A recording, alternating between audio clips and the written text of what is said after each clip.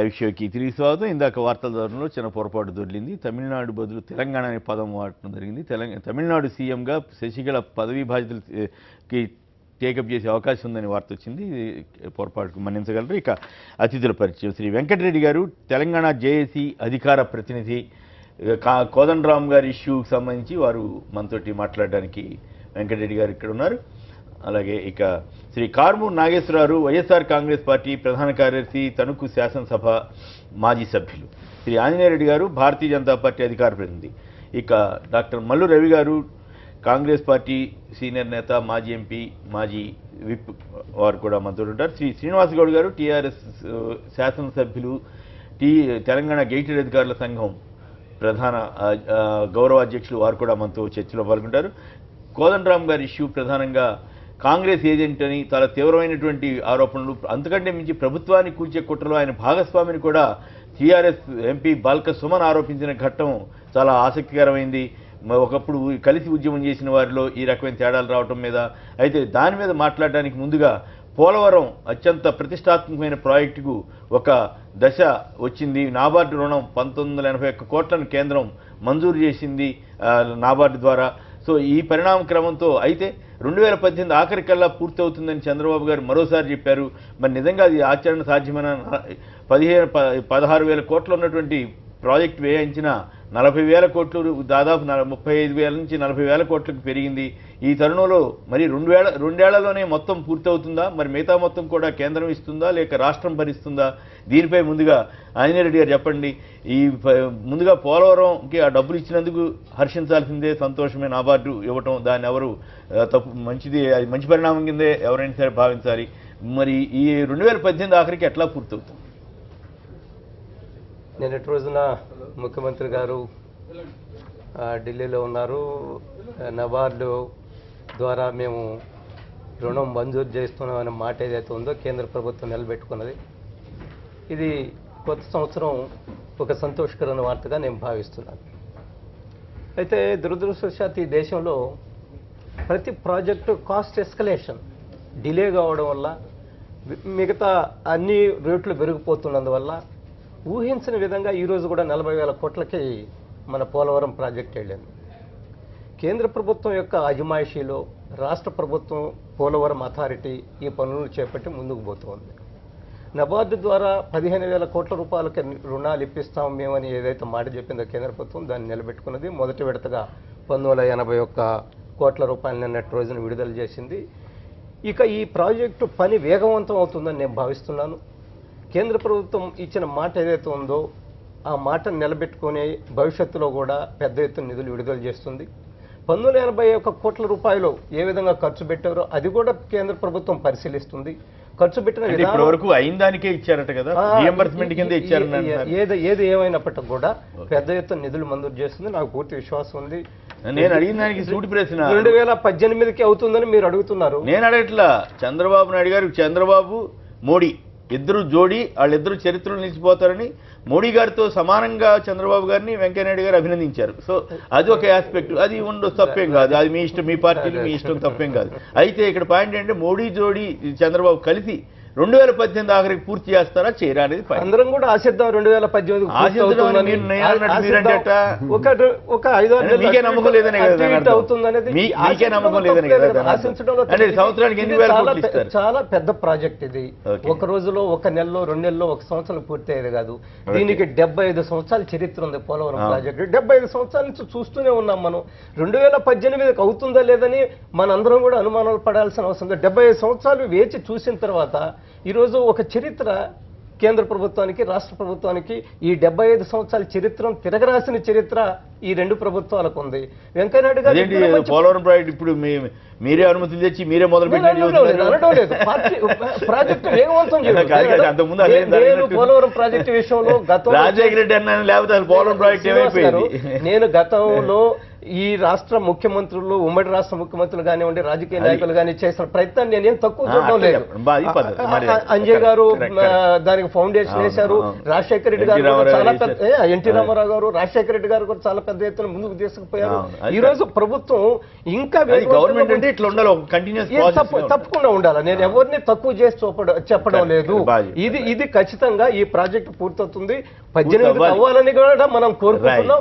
నిధుల విషయంలో కూడా ఏమాత్రం లోపం లేకుండా కేంద్ర ప్రభుత్వం పెద్ద ఎత్తున నిధులు చేస్తుంది. ఒక ప్రారంభమైంది, ఒక బిగినింగ్ స్టార్ట్ అయిన తర్వాత మనందరం కూడా ఆహ్వానిస్తాం, మనందరం కూడా ఆశతో ఉన్నాం. వేణుగారు బెంగళూరు నుంచి లైన్ ఉన్నారు. వేణుగారు నమస్కారం, మాట్లాడండి. వేణుగారు, హలో వేణుగారు మాట్లాడండి. రైట్, నాగేశ్వర గారు మీరే ఉంటారు. మీ జిల్లాకి దగ్గరే కదా జరుగుతుందంత ప్రాజెక్ట్ పని అంతా కూడా నిజంగా జరుగుతుందా? ఆ టైంకి ఎట్లా 2018 ఆఖరికల్లా పూర్తవుతుందా? చంద్రబాబు నాయుడు గారు అంటున్నారండి. చంద్రబాబు నాయుడు గారు అన్నది ఏదన్నా ఒకటి అయింటే మాత్రం మనం అనుకోవచ్చండి. అంతేనా? అంతే కదా. అందులో ఇదే వెంకయ్యనాయుడు గారు మోడీకి ప్రైమ్ మినిస్టర్ లెవెల్లో చంద్రబాబు గారిని పొగుడుతా ఉంటే మీరు కాదని ఎట్లా అంటారు? ఇద్దరు కలిసి అవకేమవుతుంది? రేపు వచ్చే ఏడాది 10,000 కోట్లు ఇచ్చారనుకోండి, అవుతుందిగా. ఇప్పుడు ఇస్తారా? మీకు వాళ్ళు ఏమంటున్నారండి, మేము 15,000 కోట్లు మించి ఇవ్వం. కేంద్రం అండి పాత అంచనాలకే మేము ఇస్తున్నాం అన్నారు. ఆల్రెడీ ఇప్పుడు ఇచ్చే దాంట్లో కూడా 800 కోట్లు ఆల్రెడీ ఇచ్చింది కూడా పట్టుకుని ఇస్తున్నారు అన్నాడు. మీకు ఇంకో తెలుసో తెలియదు అండి. ఇప్పుడు 800 కోట్ల రూపాయలు ఆల్రెడీ ఇచ్చున్నారంటండి. దాన్ని పట్టుకుని ఇప్పుడు శాంక్షన్ అయిన నాబార్డులో శాంక్షన్ అయింది 800 కోట్ల రూపాయలు పట్టుకుని ఉన్నదే ఇస్తున్నారండి వాళ్ళకి. కానీ ఇది 2018 నాటికి ఎలా అవుతుందని నేను ఈయనేమో అంచనాలు పెంచి 40,000 కోట్లు చేశారండి. దీన్ని వాళ్ళు ఇచ్చింది 15,000 కోట్లు. కేంద్రం చేసే అవకాశం ఉంటే వీళ్ళు తీసుకున్నారు, మరి ఎందుకు తీసుకున్నారు ఏందో తెలియదు. అవునండి, అసలు యాక్చువల్గా సెంట్రల్ ప్రాజెక్టు రూపాయితో సహా వాళ్ళే అంటే కేంద్రం చేత కాదని ఆయన ఈ మధ్య అవుతున్నాడు కదా, అట్లా అప్పుడు కూడా అన్నాడు కేంద్రం వల్ల అవ్వదు అందుకే నాకు ఇచ్చారు. ఇప్పుడు ఏమంటున్నారు, మా అంచనాల ప్రకారంగా మేము 15,000 కోట్లు ఇస్తాం, ఈయన అంచనాల ప్రకారం 40,000 కోట్లు చేశారు. ఇప్పుడు రేపు 18వ నాడు మళ్ళీ వాళ్ళ మీద తోస్తారు. నాకు బీజేపీ వాళ్ళు ఇవ్వలేదు కాబట్టి నేను చేయలేకపోయిన అంటానికి ఇది అంతే. కాబట్టి ప్రైమ్ మినిస్టర్ లెవెల్లో పొగుడుతున్నాడు కదా వెంకయ్యనాయుడు గారు. మోడీ గారు చంద్రబాబు గారు కలిస్తే అవ్వాలి కదా. చంద్రబాబు గారు ప్రధానమంత్రి గమ్మన్నారు కానీ నేను కాలేదు, నేను పోలేదని చంద్రబాబు నాయుడు గారు. ఈ నోట్లు కూడా ఒక టికెట్ కానీ మోడీ గారిని నింతే ఆయన ఏమన్నా చేస్తారని ఏమన్నా డౌట్ వచ్చింది, ఇది వచ్చిందేమో వెంకయ్యనాయుడు గారు. ఏదో ఈయన చంద్రబాబు నాయుడు చేస్తారో ఏం చేస్తారో చేస్తారని పొగుడుతున్నారేమో అని నాకేం తెలియదు కానండి. నా పాయింట్ ఏంటంటే మీరు పొగడండి, అభ్యంతరం లేదు. ప్రధానితో సమానంగా మోడీని చంద్రబాబు గారిని పొగిడారు బాగా. మరి వీళ్ళిద్దరు కలిసి వచ్చే ఏడాది 10,000 కోట్లను కేటాయించి పూర్తి చేస్తే శభాష్. అలా అంటలేదు కదండి వాళ్ళు. కేంద్రం ఏముంటుంది, మేము పాత అంచనాల ప్రకారంగానే డబ్బిస్తాం. మేము దానిపై ఆల్రెడీ లెక్క ప్రకారం 40,000 కోట్లని అంచనా వేశారు. 40,000 కోట్లు మీరు ఎట్లా అవుతుంది? మీరు ఎలా 40,000 కోట్లు మీ అంచనాలు ఎక్కువ పెంచేసుకున్నారని అన్నారండి వాళ్ళు బాహటంగా. పోనీ 10,000 కోట్ల పని ఇప్పుడు 15,000 కోట్లు కేంద్రం నాబార్డు ఇస్తుంది. అవునండి, ఆ 15,000 కోట్ల మేర కన్నా పని జరిగిపోతే నాబార్డు రుణం రీఎంబర్స్ అయిపోతుంటది కదా, అయ్యే అవకాశం ఉందా? అంత పని జరిగే అవకాశం ఎలా అవుతుందండి? నాకు ఏ చూసి కనపడుతుంది అక్కడ చూస్తా ఉంటే. అక్కడ నేను నా జిల్లానే నేను రోజు చూస్తానని నాకు చెప్పేవాళ్ళు, నేను చూసేది అన్నీ కనపడుతూనే ఉన్నాయండి. అక్కడ డీజిల్ లేక లేక ఆగిపోయి ఎన్నో ఉన్నాయండి. అక్కడ ఏం కాంట్రాక్టర్ ఉన్నదో ఏ కాంట్రాక్టర్ చేస్తున్నాడో కూడా తెలియని పరిస్థితి ఉందండి. అసలు గందరగోళంగా కంచేపేమో మెగా వాళ్ళు అంటున్నారు, కొంత అది అంటున్నారు, ఇది అంటున్నారు. మొత్తం దాన్ని క్లమ్జీ చేసి ఇది చేసి త్రివేణి రకరకాలుగా చేసి అసలు ఏం పని జరుగుతుందో ఏం చేస్తున్నారో వాయా వరుస లేకుండా ఉందండి. అక్కడ పద్ధతి లేకుండా ఉంది.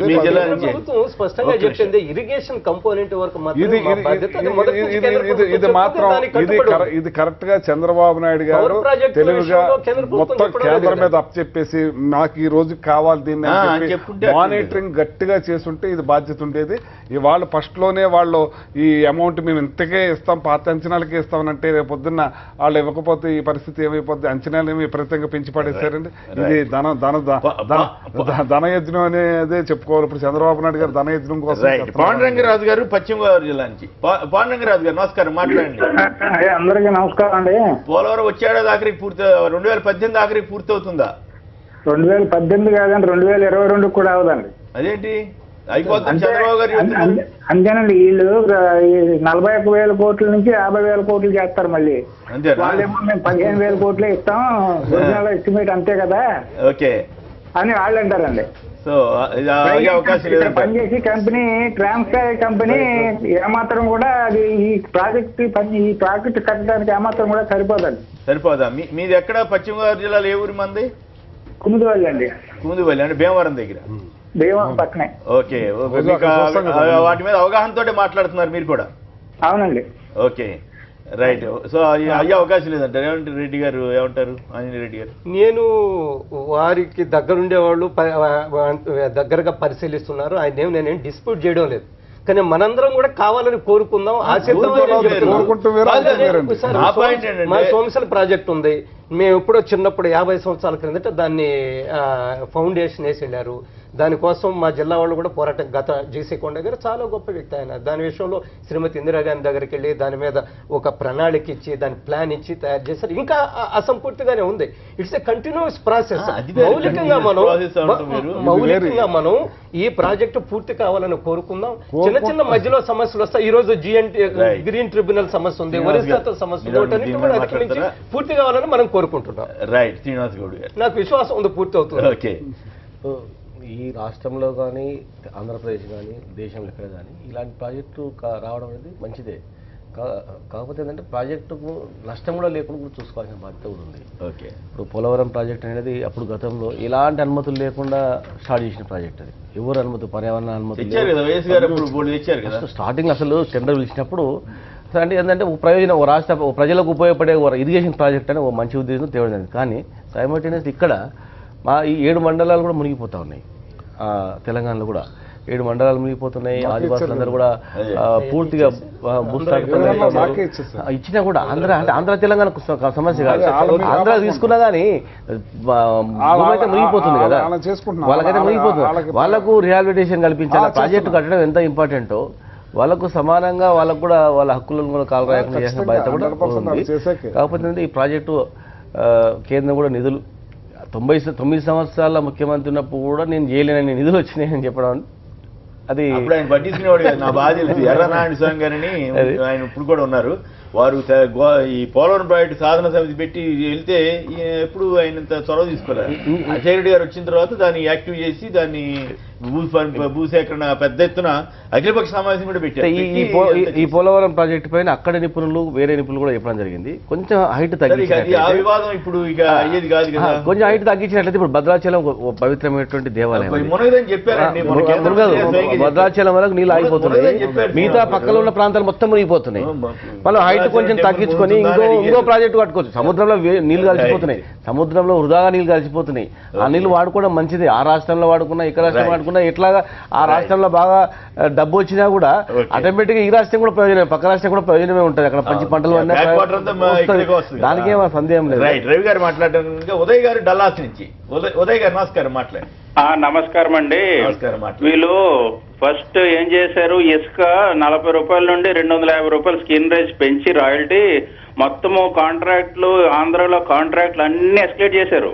ఆ తర్వాత 250 నుండి 500 చేశారు క్యూబిక్ మీటర్, మళ్ళీ పెట్టుకున్నారు. ఇప్పుడు తర్వాత ఇప్పుడు 0 చేశారు. బిల్స్ మాత్రం పాత రేట్లకు వెళ్తున్నాయి. ఆ డబ్బులన్నీ ఎస్కలేటెడ్ ప్రైస్లోనే వెళ్తున్నాయి. దించలేదు వీళ్ళు అడగరు, వాళ్ళు దించరు. మధ్యలో కాంట్రాక్టర్ల కన్నా ఆనందపడుతూ ఎంత ముసుముసు నవ్వుతూ చెక్కులు తీసుకున్నారు చూడండి. ఇప్పుడు సెంట్రల్ గవర్నమెంట్ బిల్లో పెట్టింది ఏంటి, it is a multipurpose project. అంటే ఈవెన్ ఎలక్ట్రికల్ కాంపోనెంట్, టర్బైన్స్, గిర్బైన్స్, పంప్ హౌస్, గింప్ హౌస్ అన్ని ఇస్తా అన్నది. దానికి 90% ఇస్తా అన్నది. వీళ్ళేంటి అది తీసేసి 100% ఇచ్చేసాం అనుకుంటున్నారు. ప్లస్ కాలువలు కట్టు ఆల్రెడీ 7,000 కోట్లు వైఎస్ఆర్ గవర్నమెంటే కాలువలు కట్టింది. అప్పుడు లేని బాధ రాష్ట్ర ప్రజల్లో, మరి రాష్ట్ర ప్రజలకు తినిపించాలి కదా స్వీట్లు. 7,000 కోట్లు మరి రాష్ట్ర ఖజానా నుండి ఖర్చు పెట్టినప్పుడు వాళ్ళకి తినిపించలేదే. ఇప్పుడు వీళ్ళందరూ తినిపిస్తున్నారు. ప్రతి ఒక్కటి కేంద్రం చేయాలి. లక్షల కోట్లు రాష్ట్ర ప్రభుత్వం అడిగితే కేంద్ర ప్రభుత్వం పంపించాలన్నా రాష్ట్ర ప్రభుత్వానికి బాధ్యత ఉంది. రాష్ట్ర ప్రభుత్వం వనరుల్లో పెంచుకోవాల్సి ఉంది. రాష్ట్ర ప్రభుత్వం కూడా అందులో బాధ్యత వహించి ప్రాజెక్టు పూర్తి చేయాల్సి ఉంది. పోలవరం దాని మీద, పోలవరానికి నిధులు ఇవ్వటం మీద మీరేమంటారు? నాబార్డ్ డ్రోన్ ఇచ్చిన దాని మీద 2018 ఆఖరికి పూర్తి అవుతుందని చంద్రబాబు గారు చెబుతున్నారు. మీరు ఏకీవిస్తారా? కాదు, 2018 ఆఖరి. యాక్చువల్గా అంచనా 16,000 కోట్లు పాతది, ఇప్పుడు 40,000 కోట్లు చేశారు. వాళ్ళు ఏమో పూర్వం కేంద్రం వాళ్ళు 15,000 కోట్లే ఇస్తామంటున్నారు. పాత అంచనాల ప్రకారంగా ఇస్తామంటున్నారు. అంటే ఇప్పుడు అది జాతీయ ప్రాజెక్ట్. మళ్ళీ అది ఏదేమైనా జాతీయ ప్రాజెక్టు పేరుతోనే అది పని మొదలైతే మాత్రం దాంట్లో 90% జాతీయ అక్కడ కేంద్ర ప్రభుత్వమే ఇవ్వాల్సి ఉంటుంది. ఇప్పుడు దాన్ని 100% చేస్తే దాన్ని మొత్తం ఇవ్వాలి. ఇంకోటి ఏంటంటే పెద్దలు చెప్పినట్టుగా పోలవరానికి ఇంతకుముందు రాజశేఖర రెడ్డి గారు ఉన్నప్పుడు దానికి ఫస్ట్ ఫేజ్ ఈ క్లియరెన్స్లన్నీ వచ్చినాయి. ఎందుకు వచ్చినాయి, ఇంత తొందరగా వచ్చినాయి అని కూడా ఆ రోజు అడిగితే సీఎం గారు చెప్పాము. ఎప్పటి నుంచో పెండింగ్లో ఉన్నాయన్నీ ఆ ఆన్సర్లు ఆ పంపిన రిప్లైస్లన్నీ ఒక లైన్లో పెట్టడం వల్ల వాటికన్నిటికీ వెంటనే రిప్లైస్ వచ్చింది. అది సిడబ్ల్యూసి వచ్చింది, తర్వాత ఎన్విరాన్మెంట్ ఫారెస్ట్ వచ్చింది. ఇవన్నీ వచ్చిన తర్వాతనే అవి ఆ టెండర్స్ చేశారు కాబట్టి విభజన బిల్లులో దానికి ప్రయారిటీ వచ్చింది. అది వచ్చేసి నేషనల్ ప్రాజెక్ట్ కింద కూడా తీసుకున్నారు. ఓకే, మరి ఇప్పుడేమి మళ్ళీ అవి ఇవి రాలేదంటే కొన్ని సెకండ్ ఫేజ్ అని తర్వాత పెట్టారు. అవి ఇవి వీటి మీద పనులన్నీ మొదలు పెట్టుకొని ముందుకు పోవడానికి అవకాశం ఉంటుంది. ఏదేమైనా ఈ ప్రాజెక్టుని 1 సంవత్సరంలో పూర్తి చేయడానికి అంత తేలిగ్గా అయ్యేటటువంటి ప్రాజెక్ట్ కాదు. ఇది ప్రజల్ని మొత్తం కంప్లీట్ చేస్తానన్నాడు. మీకు చెప్పారు సగం డ్యామ్ అయింది తొలి చేసా, కాలు పూర్తి అయింది తొలి చేసని చెబుతారా? చెప్పారు అంటే పూర్తి చేసి కింద వరకు నీళ్లు వదలకుండా ఒక లెఫ్ట్ సైడ్ రైట్ సైడ్ మొదట్లో కొంతవరకు వదట్లో అనేది కూడా పూర్తి కాదు. పూర్తి కావడానికి కొంత టైం అయితే పడుతుంది. అయితే ఇంకోటి ఏంటంటే దీంట్లో లింక్ పెట్టారు. రాష్ట్ర ప్రభుత్వం ఏం చేస్తారని కేంద్ర ప్రభుత్వం నిధులు ఇస్తామని. జనరల్గా కేంద్ర ప్రభుత్వం చేసేటప్పుడు కేంద్ర ప్రభుత్వ నిధులు కేంద్ర ప్రభుత్వ సూపర్విజన్లో జరిగితే ఇది చాలా మంచిగా జరిగేది, బాగా జరిగేది అనేటటువంటి ఆలోచన ప్రజల్లో అక్కడ తప్పనిసరిగా ఉంది. రైట్. ఇక ఈ అంశం ముగించి ఇక కోదండరామ్ గారు నిజంగానే కాంగ్రెస్ ఏజెంట్గా మారారా? కోదండరామ్ నిజంగానే ప్రభుత్వాన్ని కూల్చే అంత కుట్ర చేశారా? ఏమంటే వెంకటరెడ్డి గారు ఎందుకు కుట్ర చేశారు మీరంతా కలిసి కేసీఆర్ గారి ప్రభుత్వానికి వ్యతిరేకంగా? కుమ్మనేని గారు, కోదండరామ్ గారు ప్రజల పక్షాన ప్రజా సమస్యల మీద ప్రభుత్వం అనుసరిస్తున్నటువంటి అభివృద్ధి నమూనా మీద మాత్రమే ప్రశ్నిస్తున్నారు. ఇప్పుడు తాజాగా భూసేకరణ బిల్లు మీద భూసేకరణ చట్టం బిల్లు 2013 చట్టం ఒకటి ఉంది, మీకు అందరికీ తెలిసినటువంటిది. దాన్ని అమలు చేయమని మేము అడుగుతున్నాము. నిన్న అసెంబ్లీలో కొత్త సవరణకు సంబంధించినటువంటిది ఏర్పాటు చేయడం జరిగినటువంటిది. దానికి సమాధానం చెప్పకుండా జేఏసీ ఇవాళ ప్రజల పక్షాన మాట్లాడుతున్నటువంటి అంశాలను పక్కకు వదిలేసి వ్యక్తిగతంగా విమర్శలు చేయడం అనేటువంటి దాన్ని తెలంగాణ జాయింట్ యాక్షన్ కమిటీగా మేము తీవ్రంగా ఖండిస్తున్నటువంటి పరిస్థితి. రెండో విషయం ఏంటంటే, వాడుతున్న భాష ఏదైతే ఉందో మేము ఇంకా చూస్తాము, మీకు పుట్టగతులు ఉండవు అనేటువంటి పద్ధతి మాట్లాడుతున్నటువంటిది మొదట శ్రీనివాస్ గౌడ్ గారు వాళ్ళంతా అసలు ఆయన కూడా చెప్పారు కదా జేఏసీ ఎత్తేమని. మీరు ఎందుకు జేఏసీ ఎత్తేయమని శ్రీనివాస్ గౌడ్ గారు వెళ్ళినారు, దాన్ని మేము గౌరవిస్తున్నాము. జేఏసీ శ్రీనివాస్ గౌడ్తో చాలా కాలం పనిచేసినాం, మేము ఉద్యమంలో పనిచేసినాం తప్ప వెళ్ళిన వాళ్ళు జేఏసీ ఎత్తేయమనేటువంటి పరిస్థితి చెప్పేటువంటి హక్కు బహుశా వాళ్ళకు ఉంటుందని. మరి పంటి కింద రాయలాగా మీరు మార్చేట పండుగ ప్రజా సమస్యల మీద మాట్లాడడానికి పంటి కింద రాయమైతే అంతేనా? మొదట తెలంగాణ ఉద్యమంలో కోదండరామ్ గారు టెంట్ కింద స్పీచ్లు ఇవ్వడం తప్పితే ఏం చేశారు? అదే శ్రీనివాస్ గౌడ్ గారు చెప్పాలా. తెలంగాణ జాయింట్ యాక్షన్ కమిటీలో కీలకమైన పాత్ర వహించినటువంటి శ్రీనివాస్ గౌడ్ గారు జేఏసీ తరఫున మీటింగులు పెట్టినాము, అన్ని రాజకీయ పార్టీలు దాంట్లోకి వచ్చినవి. టీఆర్ఎస్ వచ్చింది, బీజేపీ వచ్చింది, న్యూ డెమోక్రసీ వచ్చింది, గజిటెడ్ హాస్పిటల్ సంఘం వచ్చింది, టీఎన్జిఓలు వచ్చినారు, ప్రజా సంఘాలు వచ్చినారు. తెలంగాణ జాయింట్ యాక్షన్ కమిటీ ఏర్పాటు చేసినటువంటి వేదిక తప్ప వాళ్ళు మాట్లాడిపోయినారు. మేము చాలా జిల్లాలలో మా జేఏసీ చైర్మన్లు 2 నిమిషాలు, ఇప్పుడు మంత్రులు ఉన్నవాళ్ళు ఎమ్మెల్యేలు ఉన్నవాళ్ళు మేము ముందు మాట్లాడిపోతాం 2 నిమిషాలు అనేటువంటిది. అదే శ్రీనివాస్ గౌడ్ నేను అడగలేదా? అడిగినటువంటి సందర్భంలోనే మేము ఏర్పాటు చేసిన సభలకి ఇలా మా వేదికలు అనేటువంటి చెప్పుకోవడం అనేటువంటిది హాస్యాస్పదము. మరి మొట్టమొదట త్యాగాల పునాదుల మీద ఏర్పడినటువంటి తెలంగాణలో మరి ప్రజాస్వామ్యబద్ధమైనటువంటి విలువలు గల రాజకీయాలు ఉండాలి అనేటువంటి పరిస్థితుల్లో కానీ ఘాటుగా విమర్శించేటువంటి విమర్శకు ఒక అర్థం ఉంటుంది. ప్రజాస్వామ్య పద్ధతిలో విమర్శించండి. మేము చెప్తున్న దాన్ని మీరు ఎక్కడ కోదండరామ్ గారు చాలా స్పష్టంగా చెప్పినటువంటిది. నేను లేవనెత్తుతున్నటువంటి సమస్యల మీద చర్చించడానికి మేనిఫెస్టోలో వాళ్ళు చెప్పినటువంటి అంశాలు కానీ ఉద్యమకాలంలో చెప్పినటువంటిది కానీ మాతో పాటు శ్రీనివాస్ గౌడ్ గారు చెప్పినటువంటి అంశాలన్నింటిలో మేము చర్చకు రెడీ ఉన్నాం. ఇవాళ అన్నీ వదిలేసి మేము మాట్లాడుతున్నటువంటి భాష ఏదైతుందో, ఎందుకంటే మేము చెప్పదలుచుకున్నది అట్లాంటి వాళ్ళు మాట్లాడినటువంటి పరిస్థితుల్లో వాదుల్లో 10%, తెలంగాణ వాదుల్లో 20% ఆయన మాట్లాడినప్పుడల్లా కూడా ఇమేజ్ అనేటువంటిది గ్రాఫ్ ఇమేజ్ టీఆర్ఎస్ గ్రాఫ్ ఏదైతుందో డౌన్ అవుతుందని ఎంత తొందరగా గుర్తిస్తే అంత మంచిదని చెప్పి మీ ద్వారా మేము తెలియజేస్తున్నటువంటి పరిస్థితి. కారణం ఏమిటంటే అలాంటి సౌమ్యుడైనటువంటి కోదండరాం గారి మీద వాడిన భాష నిన్న మీరు చూసినట్టయితే సభ్య సమాజం తలదించుకునే పరిస్థితి ఉంది ఇవాళ మాట్లాడుతున్నటువంటి ఇదేమిటి అంటే కేసీఆర్ గారికి ఆల్టర్నేటివ్ గా కోదండరాం గారు తయారవగలరా? మీరంతా తయారవగలరా? కోదండరాం గారు తయారవుతారా, శ్రీనివాస్ గారు తయారవుతారా, కేసీఆర్ అంత బలహీనంగా ఉందా ప్రభుత్వం? ఈ ప్రభుత్వం అంత బలహీనంగా ఉన్నట్టయితే ప్రజలు మీ పక్షాన లేరు అనే అర్థం వస్తున్నటువంటి పరిస్థితి. కోదండరాం గారు ఒక వ్యక్తి, ఒక సంస్థ లేదన్నారు, ఒక వ్యక్తి మాట్లాడితే ఇవాళ ఎందుకు అంత పరిస్థితి దిగజారి మాట్లాడే పరిస్థితి ఏర్పడుతున్నటువంటిది సమాధానం చెప్పాల్సి. రవి గారు చెప్పండి, ఏంటి కాంగ్రెస్ ఏజెంట్ గా మార్చుకున్నారు కోదండరాం గారిని మీరంతా? అంటే అసలు కోదండరాం గారు పేరు చెప్పినా, కోదండరాం గారు మాట్లాడినా ఉలిక్కిపడే పరిస్థితి ఎందుకు వచ్చింది? కోదండరాం ఏమన్నా నిషేధించబడ్డటువంటి నక్సలైట్ పార్టీ సభ్యుడా, లేకపోతే మావోయిస్ట్ పార్టీ సభ్యుడా, సంఘ వ్యతిరేక శక్తే? ఆయన ఒక గౌరవం ఉన్నటువంటి ఒక ప్రొఫెసర్గా యూనివర్సిటీలో పనిచేశాడు. ప్రజల కోసం ఆయన పోస్టును లెక్క చేయకుండా ఆయన నిరంతరం జేఏసీ ద్వారా ఏ రకంగా కేసీఆర్ గారు రాజకీయంగా పోరాటం చేశాడు, రాజకీయాలకు అతీతంగా అందరినీ కలుపుకొని ఆయన పెద్ద పోరాటం చేశాడు. తెలంగాణను సాధించడంలో ముఖ్యమైన నాయకులు ఎవరైనా ఉన్నారంటే వస్తే నెంబర్ 1గా నేను పోరాటం చేశానని ఆయన రావచ్చు. నెంబర్ 2గా తప్పనిసరిగా మనకి కోదండరాం గారు వస్తారు. ఇంకో మాట చెప్పాలంటే రాజకీయాలకు అతీతంగా చూస్తే ఆయనే మొదటి స్థానంలో నిలబడతాడు. ఆయన మాట్లాడే భాషలో ఎవరినైనా కవిచ్చేటట్టు కానీ, ఎవరిని తిట్టినట్టు కానీ ఎక్కడా లేదు. మార్చాల్సి వస్తుందని కూడా అన్నాడు. అది కవిచ్చి తిట్టేటటువంటి మాట కాదు. ఇంకొక మాట చెప్తున్నాను, ఇంకొకటి ఇది సామాజిక తెలంగాణ కోసం కూడా మొత్తం ప్రజలందరూ కూడా ఆ రోజు ఉన్నత వర్గాలు, కింద వర్గాలు, మధ్య వర్గాలు అందరూ కూడా ఈ తెలంగాణలో సామాజిక న్యాయం జరుగుతుంది, తెలంగాణ వస్తుందని ప్రతి కులానికి ఒకళ్ళు వచ్చి జేఏసీ తరఫున ప్రతి గ్రామంలో కూర్చున్నారు. ఏమైంది ఆ రోజు జేఏసీలో ఉత్తమ స్థానంలో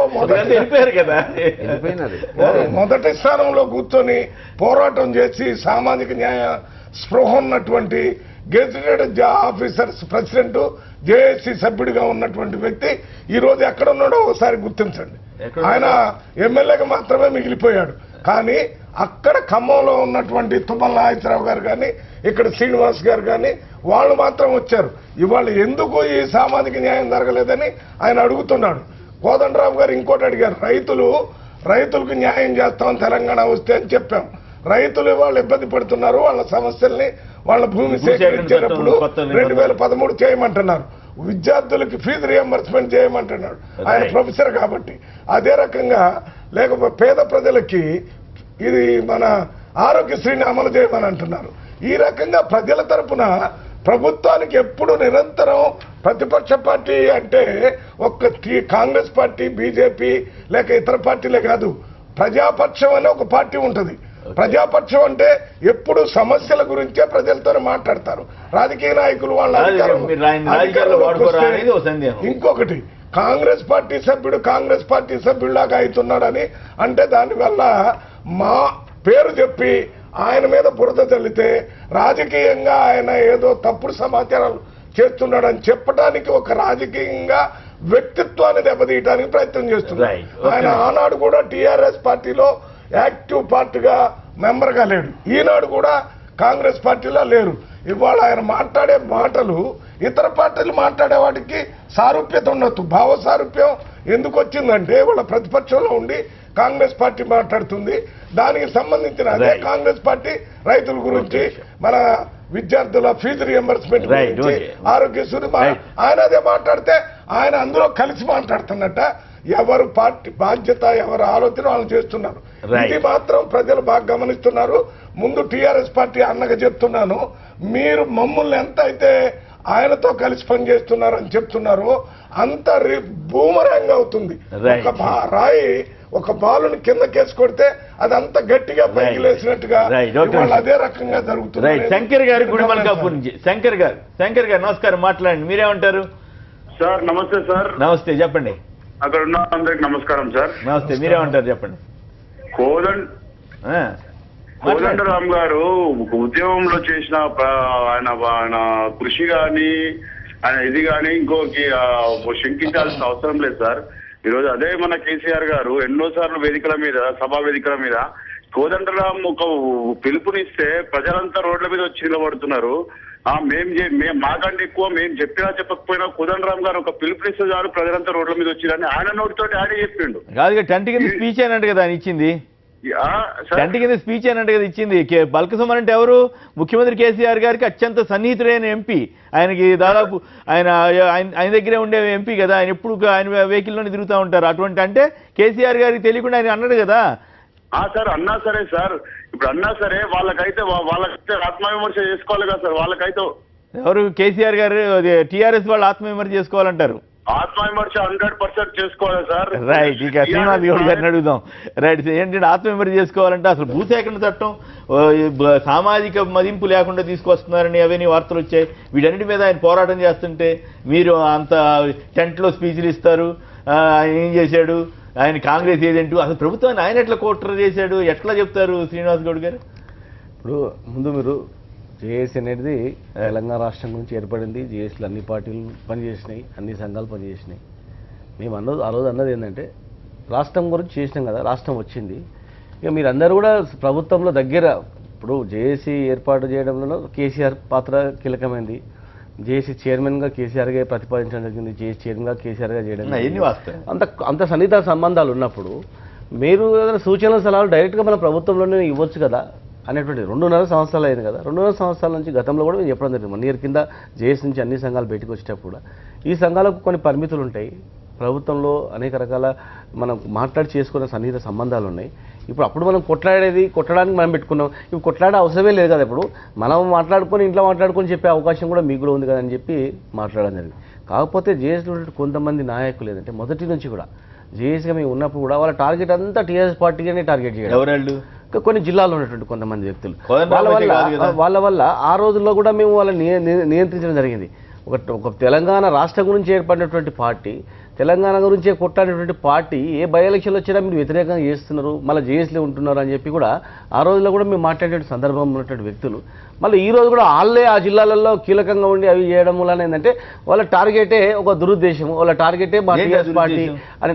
అంటే రాజకీయంగా టీఆర్ఎస్ పార్టీ మీ శైలికి భిన్నంగా కొంచెం సాఫ్ట్ గా మాట్లాడుతున్నారు.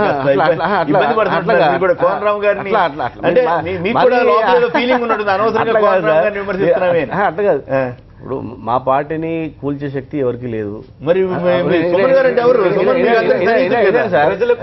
మా పార్టీని కూల్చే శక్తి ఎవరికి లేదు. జేఏసీ అనేది సలహాలు సూచనలు ఇస్తుంది. మేము ఏదైనా తప్పు చేస్తే మాకు ఇమ్మీడియట్ గా ఏ చిన్న ఎలక్షన్స్ ఉన్నా కానీ మాకు దెబ్బ తగ్గుతుంది. అది వేరు. అంటే అదే రాజకీయ పార్టీలకు సార్, రాజకీయ పార్టీలకు ఏ రాజకీయ పార్టీ అయినా కూడా ఏంటంటే ఒక ఎలక్షన్ల కొంత మెజార్టీ తగ్గినా కూడా అరే ఏదో అవుతుంది సరి చూసుకోవాలంటే అనుకుంటుంది. మాకు అలాంటి పరిస్థితి ఏం లేదు. ప్రజాబలం ఉంది. నేను అడిగింది ఒకటి అయితే మీరు సమాధానం ఇంకోటి చెబితే నేనే చేస్తాను. కోదండరామ్ కుట్ర చేశారా? Straight question. సుమన్ ఆరోపణలో నెంబర్ 1.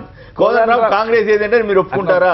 నెంబర్ 2, కోదండరామ్ టెంట్లో స్పీచ్లు మాత్రమే పరిమితం అయ్యారా? నెంబర్ 3, సామాజిక మదింపు ఇవేమి లేకుండా భూసేకరణ చట్టం తీసుకొస్తే ఆయన అభ్యంతరం చెబుతున్నారు. దానికి మీరు ఎందుకు కాదని ఎట్లా అనగలుగుతారు? వారికి కేసీఆర్ గారితో ఉన్నటువంటి సన్నిహిత సంబంధాలు ఉన్నాయి. వారు వచ్చి ప్రమాణ స్వీకారానికి పిలవలేదంట కదా. కేసీఆర్ గారికి ఇవ్వచ్చు డైరెక్ట్ గా.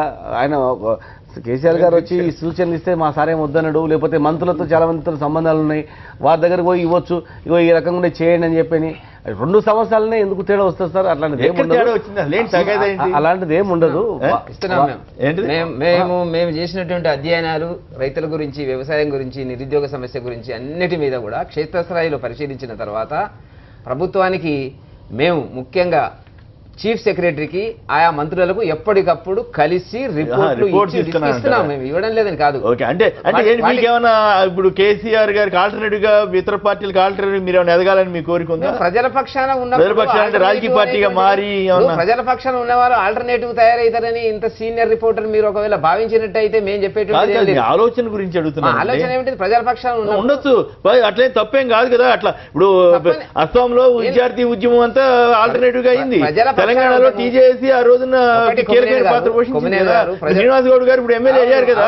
అవును, మాతో తప్పేముంది దాంట్లో? చాలా సంతోషం. అందుకే ఆయన కాస్త ఇబ్బంది పడుతున్నారు మరి మిమ్మల్ని గట్టిగా తిట్టడానికి. మామూలుగా అయితే దంచేవాడు ఆయన. ఆయనకి ఇబ్బంది ఉంటది, ఆయన పుట్టింటి పుట్టిల్లు కాబట్టి ప్రజల పక్షాన మేము ఉంటామని చెప్పారు. సామెత ఏరు దాటిన దాకా ఓడ మల్లయ్య, ఏరు దాటిన తర్వాత బోడి మల్లయ్య అన్నట్టుగా. మీరు ఎవరినన్నారు? కోదండరావు కేసీఆర్ కేసీఆర్ ప్రభుత్వం చెప్తున్నాను అనేది కాదు.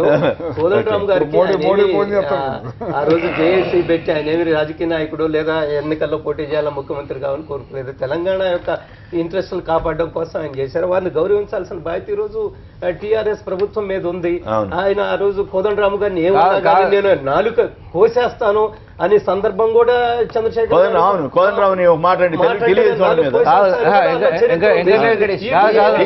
ఆయన ప్రజల కోసం ప్రభుత్వంతో కొన్ని విభేదాలు ఉండొచ్చు. మీరు జేఏసీలో కలిసి పనిచేసినంత మాత్రం మీరు చేసే అన్ని పనుల్లోనూ ఈ రాజకీయాలతో సమర్థించాలని రూల్ ఏం లేదు కదా. కొన్ని విషయాలు ఉన్నాయి, వాటిని పిలిపించవచ్చు, మాట్లాడవచ్చు, వాటిని క్లారిఫై చేయొచ్చు కూడా. మీరు మాట్లాడదు. రాజేశ్వరి గారు హైదరాబాద్ నుంచి లైన్లో ఉన్నారు. రాజేశ్వరి గారు నమస్కారం, మాట్లాడండి. తెలంగాణలో పరిణామాల మీద మీరే అట్లా స్పందిస్తారు? కోదండరామ్ గారు ఒక పార్టీకి సంబంధించిన వారు కాదు కదా, అందుకని కూడా మీరు మనం అనుకోవాలి. కేసీఆర్ గారు కూడా కొన్ని చేస్తున్నారు కానీ ఇంకా చాలా చేయాలి. ఇంకా చాలా అనుకోనే కదా అందరం ముఖ్యమంత్రి చేసి మనం. ఓకే, అందుకని ఆయన మీద కొంచెం గౌరవం ఉంచాలి కోదండరామ్ మీద. ఎందుకంటే ఆయన కూడా ఉద్యమంలో చాలా మంచి మంచి పనులు చేశారు కదా. ఆయన టెంట్ల కింద స్పీచ్ అన్నట్టుగా ఇచ్చింది. ఆయన టెంట్ల కింద స్పీచ్ అన్నట్టుగా ఇచ్చింది కాదండి. ఒక ఎంపీగా అనుకున్న అభిప్రాయం ఆయన చెప్పడం జరిగింది. ఎంపీగానా? అంటే పార్టీ అధిష్టానం కేసీఆర్ గారితో సంబంధం లేకుండా ప్రభుత్వాన్ని కేసీఆర్ గారు అట్లా కాదు. ఒక ఎంపీగా ఆయన కూడా ఉద్యమం కూడా ఏదో మాట్లాడచ్చు. దాన్ని కేసీఆర్ మాట్లాడిచ్చిండు, కేసీఆర్ చెప్పిండు. కేసీఆర్ గారు మాట్లాడితే ఎవరితో మాట్లాడాడు ఆయన. మాట్లాడితే ఆయన డైరెక్ట్ గా మాట్లాడుతూ చెప్తాడు ఆయన. కానీ ఎవరితో మాట్లాడి నీవు ఇట్లా మాట్లాడు, నీవు ఇట్లా మాట్లాడు ఎవరు చెప్పడం అది కోదండరామ్ తెలుసు. ఒకటి. రెండోది ఆయన తప్పనిసరిగా వాళ్ళ అధిష్టానంతోనే ఇది మొదటిసారి కాదు. మీరు ఒక్కసారి లెక్క తీయండి ఎన్నిసార్లు మాట్లాడుకుంటూ వచ్చాడు ఆయన. కేసీఆర్ గారికి తెలియకుండా జరిగిందనేటటువంటి మాట అన్న మాట్లాడితే మరి ఇంత రాజకీయంలో తలపండినటువంటి వ్యక్తిగా మేము భావిస్తున్నాం. ఉద్యమం ద్వారా వచ్చాడు, తర్వాత ఏదైనా ఇష్యూ వచ్చినప్పుడు ముఖ్యమంత్రిగానే ఉన్న గురించి మాట్లాడగలిగినటువంటి వ్యక్తి. ఇవాళ కోదండరామ్ గారు మాట్లాడేది ఆయన ఇవాళ కొద్దిగా ఆ ప్రభుత్వం 2.5 సంవత్సరాలు అయింది, ఇంకా చేయటం లేదు.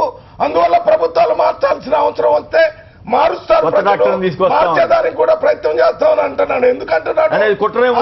కుట్ర కాదు, అది ప్రజాస్వామ్యంలో అత్యంత ప్రాథమిక హక్కు.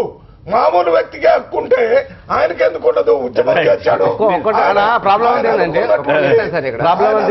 అంతా అక్కడ వస్తుందంటే ప్రాబ్లం అంతా ఇప్పుడు అప్పుడు తెలంగాణకు వద్దనటువంటి కొంతమంది వ్యక్తులు, కొన్ని ఇతర పార్టీ నాయకులు వాళ్ళని ఎక్కువ ఎంటేసుకొని ఎవరు కొంతమంది ఎక్కువ వేసుకొని మాట్లాడడం వల్ల ఏమైందంటే అది ఒక వర్గానికి సంబంధించి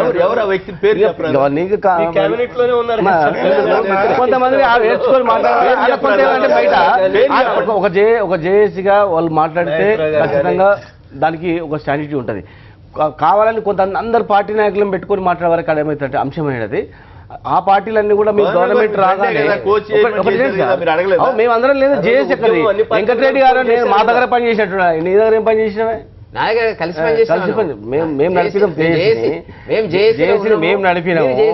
మేము లేదు జేఏసీ ఉద్యోగులు విద్యార్థులు మేము నడిపినాము. కోదండరామ్ సార్ అందరం కలిసి చేసినాము. కోదండరామ్ పెద్ద మంది ఆయన ముందర పెట్టాము, మేము వెనకాల చేసేదంతా అందరం కలిసి చేసినాము. వెనకాల కేసీఆర్ గారు కూడా ఉన్నారు. కేసీఆర్ గారు ఏ పిలుపులో ఆయన లేనటువంటిది ఆ రోజుల్లో ఏం లేదు. ఆయన జేఏసీ ఏర్పాటు చేసింది ఆయన అని చేసింది దానిలో ఉంది. కోదండరామ్ గారు జేఏసీగా వాళ్ళుగా ఏమైనా మాట్లాడితే వాళ్ళు సూచన ఇచ్చిన గవర్నమెంట్ తో మాట్లాడినా లేకపోతే ఏదన్నా కూడా గౌరవమే, దానిలో ఎలాంటి సందేహం లేదు. కాకపోతే పార్టీ నాయకులను పెట్టుకొని ఆయా పార్టీ లేదంటే మీ గవర్నమెంట్ వచ్చిన 2వ రోజు నుంచే ఎట్లా కూల్ చేయాలా అని తెలంగాణను వ్యతిరేకించిన కేసీఆర్, హరీష్ రావు, కోదండరామ్ గారు తెలంగాణ వస్తారన్నటువంటి వాళ్ళందరినీ మీరు క్యాబినెట్ కొండా సురేఖ అనలేదా? హైదరాబాద్ ని జాగీరా అని మాట్లాడిన శ్రీనివాస్ యాదవ్ ను మీరు క్యాబినెట్ లో పెట్టుకున్నారు. మీరు మాట్లాడుతున్నారు ఇలా రాజకీయ పార్టీలు అనేటువంటిది తప్పు. అది రెండవది నిన్న ఎంపీ గారు వాడిన భాష ఎట్లాంటిది? తీవ్ర పరిణామాలు ఉంటాయి, ఒళ్ళు దగ్గర పెట్టుకొని మాట్లాడాలి అనేటువంటి పద్ధతిలో తెలంగాణ నుంచి ఎన్నికైనటువంటి ఒక గౌరవ పార్లమెంటు సభ్యుడు మాట్లాడేటువంటి భాష మేము మాట్లాడినటువంటి భాష అది. ఒక్కటే నిమిషం మాట్లాడతారు. ప్రాబ్లం అంతా ఎక్కడొచ్చిందంటే ఇప్పుడు మేము అధికారంలో రెండో రోజు నుంచే ఎట్లా మా ప్రభుత్వాన్ని కూల్చేయాలని చెప్పినటువంటి కొన్ని రాజకీయ పార్టీలు, కొంతమంది రాజకీయ నాయకులు, కొన్ని వర్గాల వాళ్ళు ఎట్లయితే రైతులను బయటికి పంపడమో లేకపోతే రకరకాలుగా ఉసిగొల్పడమో అటువంటి చేసినటువంటి వ్యక్తులు ఈరోజు ఆ నెంబర్ నుండి మాట్లాడుతున్నందుకు తొలకపోతున్నందుకు ఆడేమవుతుందంటే ఆ శక్తులన్నీ కూడా తెలంగాణకు మంచి బాగుపడాలని ఉద్దేశించినటువంటి శక్తులు కావు. ఎప్పుడు కూడా తెలంగాణ బాగుపడాలి, తెలంగాణలో అందరూ మంచిగా ఉండాలనేటువంటి వ్యక్తులు. గురించి మాట్లాడుతున్నారు ఆయన వాళ్ళని పెట్టుకోవడం మూలాన ఏమవుతుందంటే వాళ్ళందరూ పెట్టుకొని మాట్లాడడం మూలాన ఖచ్చితంగా కూడా ఎవరికైనా కూడా మా పార్టీ నాయకులు గారు వీళ్ళందరూ కూడా మా పార్టీని ఎప్పుడు చేయాలనేటువంటి వ్యక్తులు ఉన్నారు కదా. ఇప్పుడు ఆయన చెప్పాడు కొండా నాగేశ్వరరావు, తలసాని శ్రీనివాస్ యాదవ్, మరి వాళ్ళందరినీ ఎట్లా తుమ్మల నాగేశ్వరరావు మాట్లాడారు. రాజకీయ పార్టీ మహేందర్ రెడ్డి తాండూరులో టీచర్ల మీద కేసులు పెట్టించినటువంటి శ్రీనివాస్ గారు గారికి తెలియదా? చేస్తే తప్పులేదు. కేసీఆర్ గారు ముఖ్యమంత్రిగా ఆయన మొత్తం తెలంగాణకు వ్యతిరేకంగా మాట్లాడినటువంటి వాళ్ళని తీసుకొని వచ్చి అత్యున్నత స్థానాల్లో మీరు ఇచ్చారు. ఇవాళ ఎవరైనా ఒకళ్ళిద్దరు ఆయన మాట్లాడేటప్పుడు పక్కన కూర్చొని ఉంటే ఆయన కోదండరామ్ గారు మాత్రం అటువంటివి చేయడానికి వీల్లేదని మరి మీరు సమాధానం రాబట్టే ప్రయత్నం చేస్తాం. శ్రీనివాస్ గౌడ్ గారు ఖచ్చితంగా దీనికి సమాధానం చెప్పాల్సిందే. మన కొండా సురేష్ గారు, తలసాని శ్రీనివాస్ యాదవ్, తుమ్మల నాగేశ్వరరావు ఉన్నప్పుడు కోదండరామ్ పక్కన వేరే వాళ్ళు ఎందుకు ఉండకూడదు అన్న దాని మీద సమాధానం చెప్పాలి. అంతేకాకుండా కొత్త భూసేకరణ చట్టం గురించి కూడా మాట్లాడాలి. ఏమంటారు నాగేశ్వర గారు? ఇప్పుడు కోదండరామరెడ్డి గారు ఒక ఉద్యమంలో చాలా పెద్ద ఎత్తున ఆయన ఎప్పుడు కూడా మిత్ భాష చాలా స్పీడ్గా ఆవేశంగా మాట్లాడారు, సాఫ్ట్గా చక్కగా ఉద్యమాన్ని చాలా నీట్గా నడిపించిన వ్యక్తి. కానీ ఆ వ్యక్తిని టీఆర్ఎస్ ప్రభుత్వం ఏర్పడగానే ఒక అడ్వైజర్గా పెట్టుకుని ఉంటే చాలా బాగుండేదని నాకు అనిపిస్తుంది. ఖచ్చితంగా ఎక్కడ తేడా వచ్చింది? అసలు మీరు ఇన్విటేషన్ రాలేదన్నారు కదా అప్పట్లో, చివరి ప్రమాణ స్వీకారానికి కానీ చాలా తప్పు చేశారు. తర్వాత అసలు అపాయింట్మెంట్ కూడా దొరకట్లేదు. కేసీఆర్ గారు అపాయింట్మెంట్ ఎవరు? అదే అంత కష్టపడిన వ్యక్తిని కంపల్సరీ ఎవరో ఒకటి పంపించి మాట్లాడి ఆయన అడ్వైజర్ గా ఆ రోజునే పెట్టుకుని ఉంటే ఇంకా ప్రభుత్వానికి మంచి ఆయన అంటే ఇప్పుడు పెట్టుకోబట్టి ఇది మాట్లాడుతున్నారు.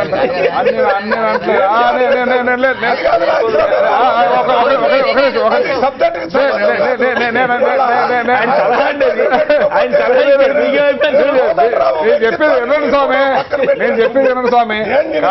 కానీ అడ్వైజర్ గా పెట్టుకుంటే బాగుండేది. కానీ ఒకటి మాత్రం అంటే నేననేది ఏంటంటే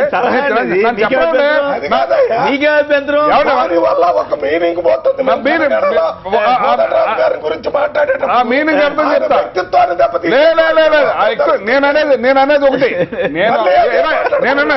ఆయన్ని ఇవాళ ప్రజలకు ఏది కావాలో ఒక నిమిషం ప్రజలకు ఏం కావాలో ఏం చేయాలో ఏం చెప్పాలో అక్కడ సలహా ఇచ్చేవారు అంటారు. ఇప్పుడు ఆయన ప్రజలు పడే చెప్పండి చెప్తున్నాను నేను చెప్పాను కూడా అదే. అప్పుడు ఆ తరపున ఇబ్బంది రాకుండా వచ్చారు. కొండా సురేఖ తలసా మళ్ళీ ఒకసారి అడుగుతారా? ఫస్ట్ మీరు మాట్లాడారు. అనేక ఉద్యమ ప్రసంగాలలో శ్రీనివాస్ గౌడ్ గారు మాట్లాడిందే నేను చెప్తున్నాను. కొండా సురేఖ గాని, మహేందర్ రెడ్డి గాని, తుమ్మల నాగేశ్వరరావు గాని, శ్రీనివాస్ యాదవ్ గాని వీళ్ళందరూ కూడా ఉద్యమం మీద శ్రీనివాస్ గౌడ్ గారు చాలా స్పష్టంగా మాట్లాడినటువంటి సందర్భమే ఉన్నటువంటిది. ఇవాళ కొత్తగా ఆయన ఉద్యమంలో కీలకమైన పాత్ర వహించండి. ఇవాళ కాదన్నా ఏ పార్టీలో ఉన్నప్పటికీ కూడా. మరి ఇవల్ల వాళ్ళందరినీ మీరు క్యాబినెట్ లో పెట్టుకుని మీరు నడిపించుకుంటే ఇవల్ల కోదండరామ్ గారి పక్కన ఎవరున్నారు? ఎవరు లేరు. ఇంకొక విషయం చెప్పారు, ఉన్నారంటే కదా పార్టీలో ఉన్నారు, ప్రజలు ఉన్నారు. పార్టీలు ఉంటే ప్రజలు ఉంటే వాళ్ళకి ఎందుకు? మీలాంటి వాళ్ళు ఏమైనా కోదండరామ్ గారిని మిస్లీడ్ చేస్తారు.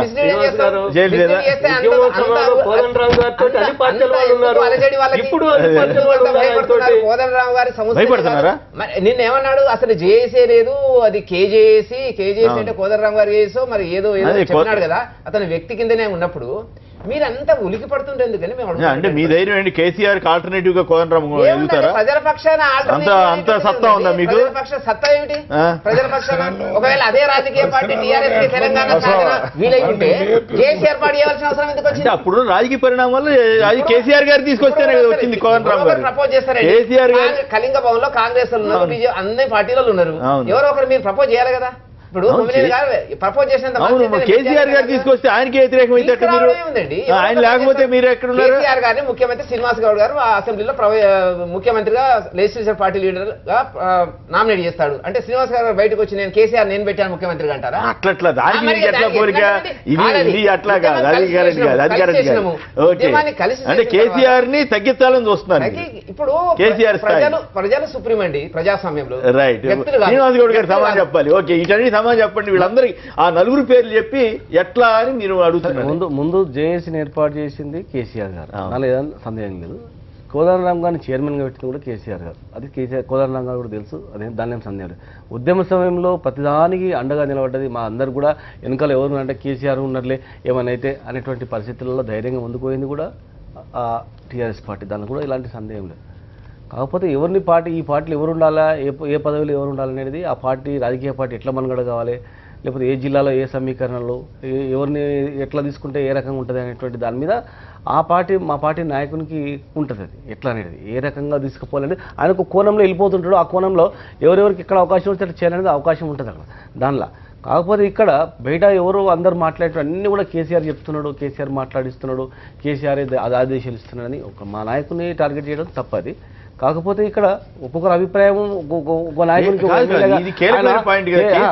తెలియకుండా బల్కసం ఆయన సొంత మనిషి కింద లెక్క కదా. అటువంటి మనిషి ఆ రకంగా టీఆర్ఎస్ పార్టీ ఉన్న వాళ్ళందరూ కూడా సొంత మనుషులు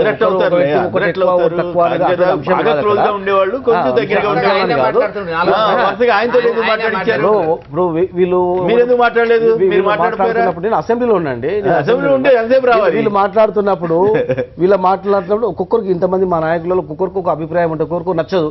అరే ఏంది ఇట్లా మాట్లాడుతున్నారు, మా పార్టీకి ఇబ్బంది వచ్చేటట్లు మాట్లాడుతున్నారు, మా పార్టీకి నష్టం వచ్చేటట్టు మాట్లాడుతున్నారు, ఏర్పడి ఉంటుంటే వీళ్ళు ఉన్నారు అన్నటువంటి అభిప్రాయంతో ఒక్కొక్కరు మాట్లాడుతుంటారు. వారు కూడా పెద్ద మనిషి, ఈరోజు వారికి హక్కులు వచ్చింది, హక్కు ఉంది, పోయి ఇగో మీరు ఇట్లా చేయాలా, ఈ చట్టాన్ని ఇట్లా సవరించాలా, దీనివల్ల నష్టం జరుగుతుంది అని చెప్పి 1-2 సార్లు వచ్చి కేవలం పోయే వరకు ఈ రకమైనటువంటి ఇబ్బందులు వస్తాయి. రైట్. వేణుగోపాల్ రెడ్డి గారు మీరు మాట్లాడారు. వేణుగోపాల్ రెడ్డి గారు వరంగల్ నుంచి. వేణుగోపాల్ రెడ్డి గారు నమస్కారం అండి, మాట్లాడండి సార్. నమస్కారం సార్.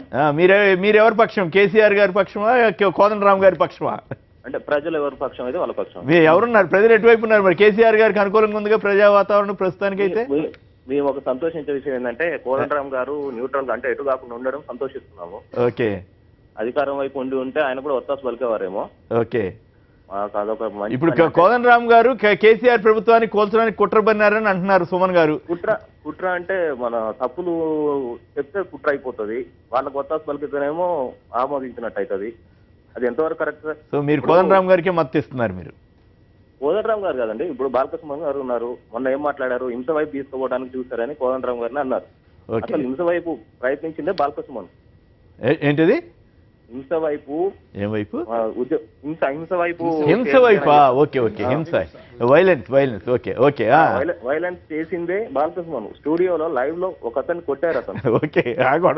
అటువంటి వ్యక్తి ఈ రోజు కోదండరాం పట్టుకొని ఆ మాటలు మాట్లాడడం కరెక్ట్ కాదు. కరెక్ట్ కాదా? ఓకే రవి గారు మాట్లాడండి.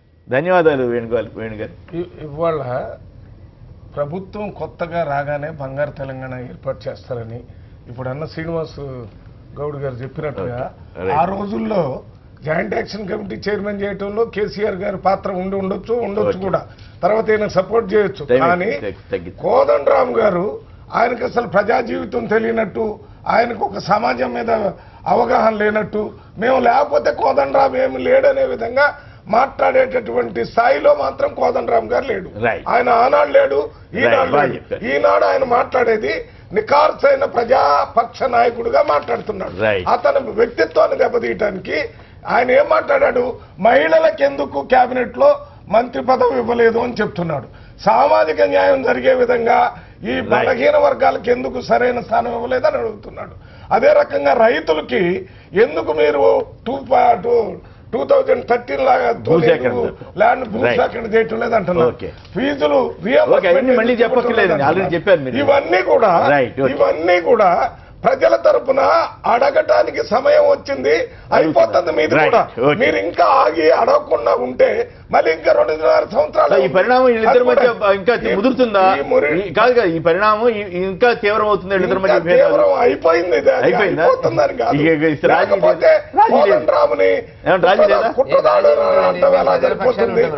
వాళ్ళు కేసీఆర్ ప్రతిపక్షం కాదా?